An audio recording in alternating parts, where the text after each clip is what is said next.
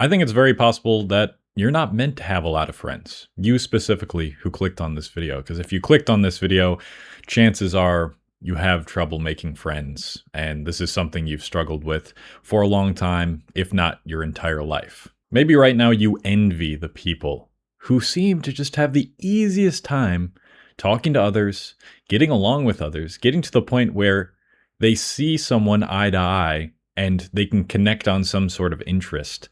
And you wish, damn, like, why can't I do that? Wouldn't life be so much easier if I could just connect with people with almost no effort whatsoever?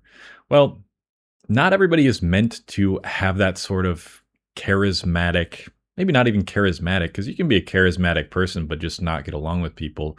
Not everybody is meant to have the interests that align with the average person. If you've grown up in a state in which most people in your area have not, if most people maybe had a decently loving family as far as you know, if they went to school, if they watched sports, if they took the typical route out of college to an average job, they've probably been around those types of people, which is the majority of people in our society, at least. And they have the same things to talk about. They usually have the same interests, although there are some unique interests sprinkled in there. And so that makes it just so easy for them to be able to talk to someone just instantly and connect on some level, right?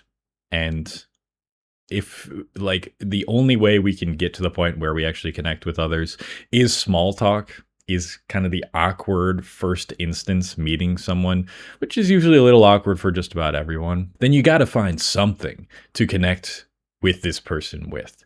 And for a lot of people, maybe this is you, it's me sometimes, they just can't connect on anything. Everything that the average person discusses or is interested in, you just look at it or you think about it and you're like, I don't know, dude. I don't really care about any of this stuff.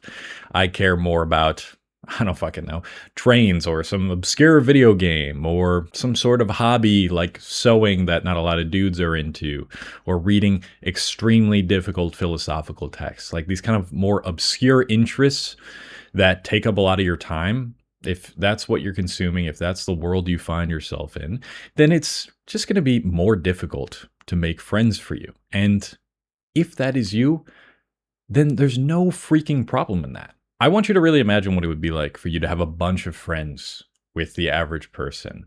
If you are into these more obscure interests and you just find you're not able to connect with people as easily, would you really enjoy that as much as you think you would?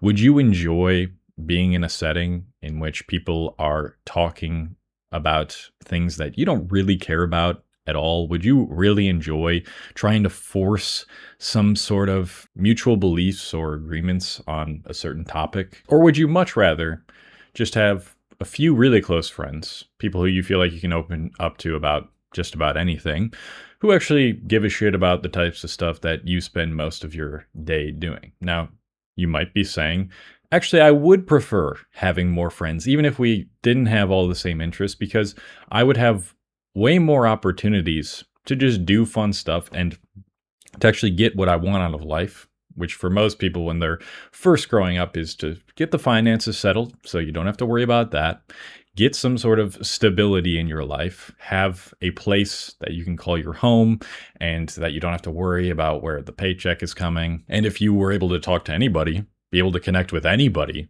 about anything on the street, then maybe that would come more easily. Well, maybe, but at the same time, again, maybe you're just not fit for that life. And I think it is totally fine to be that type of person who's not the most charismatic, likable person in the world. Another question or some sort of statement I can see a lot of people watching this video want to say in the comments is like, okay, what if I can't connect with anybody?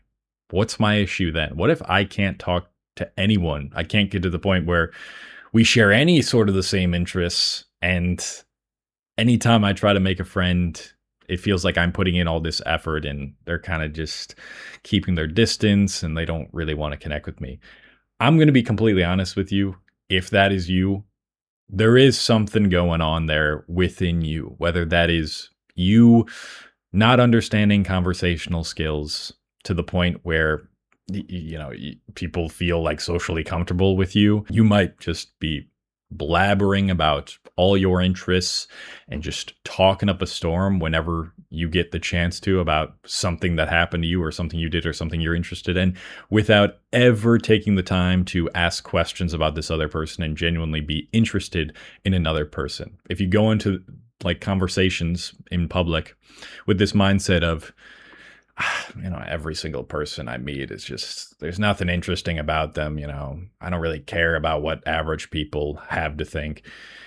It's going to emanate through the actions that you evoke in like a conversation.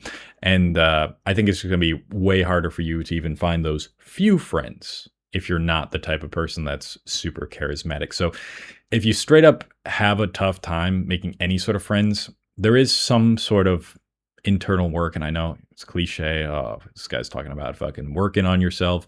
We hate it, right? A lot of people on the internet hate that message at this point in self-improvement.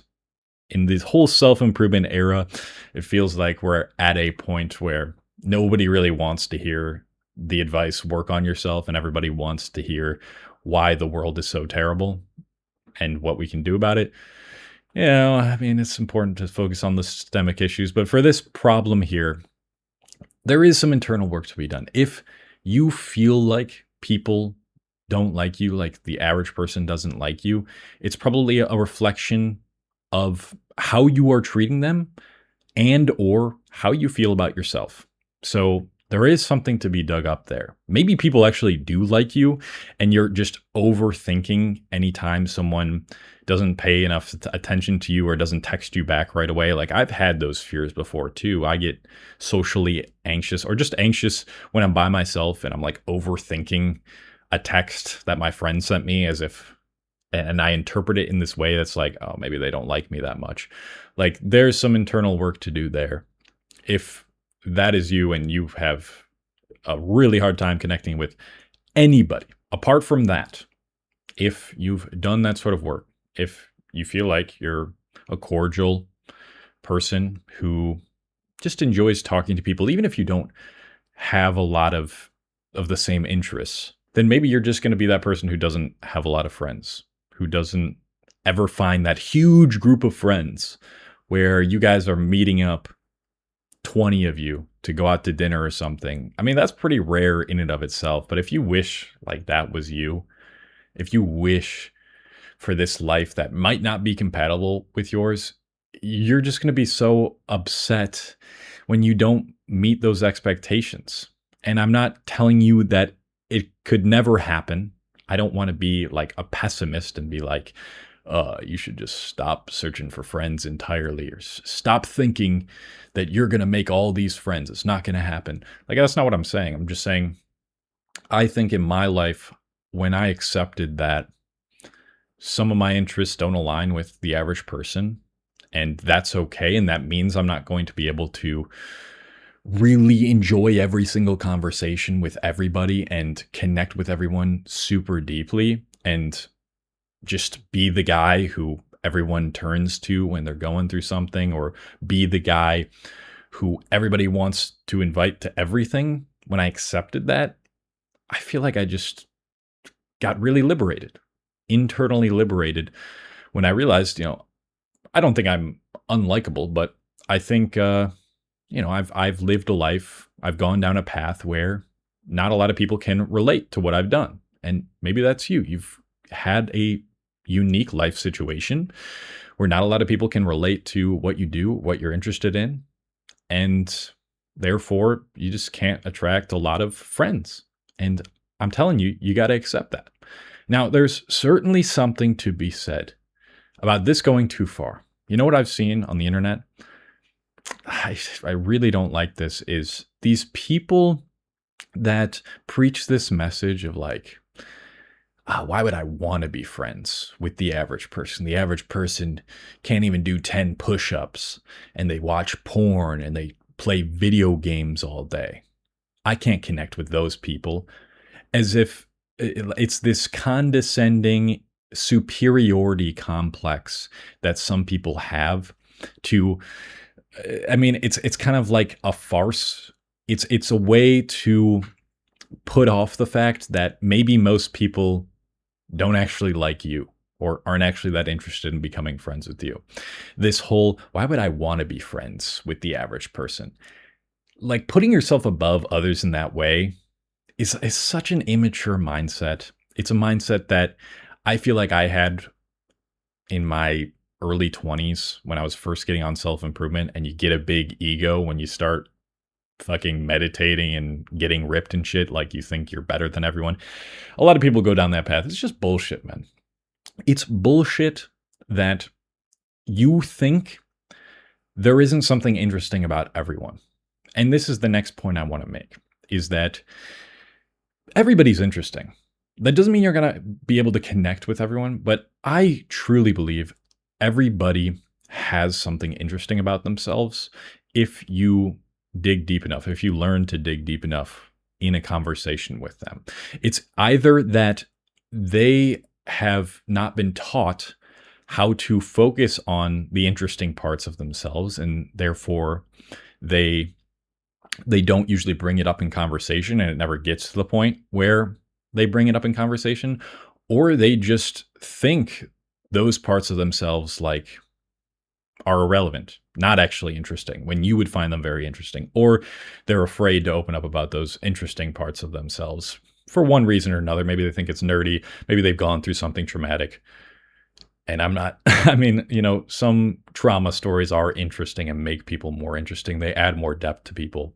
But that's understandable that some people wouldn't want to open up about that. And so the final tip I would give, the final thing I wanted to give as a lesson, I think, is there is always something interesting about everybody. No matter if this person has lived the most average life you can think of, if they had loving parents, if they grew up in a middle-class household, they went to school all their formative years, they have a job as a tech salesperson, like even that person there's something super interesting about them. There's probably some sort of story that could make you feel like you relate to them. And they may or may not be compatible with you. If you're watching this video, they're probably not. Maybe you're not meant to be like close friends with that type of person. But I do encourage you to seek the interesting thing in everybody. Everybody's got some sort of story to tell that reveals a lot about their character and their personality that you cannot see on the surface based upon their actions. Most people have been conditioned to hide those things and just focus on the small talk because that's, or like corporate speak, if this is a corporate person. And you'll never realize just how interesting of a person that actually is until you develop the skill of uncovering that part of themselves, which is another skill which I think helps you make friends in the long run, even if you aren't meant to have a lot of friends, which is the main message of this video. So, if you are having trouble making any friends, I would really try to ask yourself, what questions am I asking other people when I'm with them? Obviously, you don't want to go too far. You don't want to say something ultra vulnerable right away, and it's something super traumatic, and people are just like, what the hell did this guy just say? Or ask someone too much too quickly.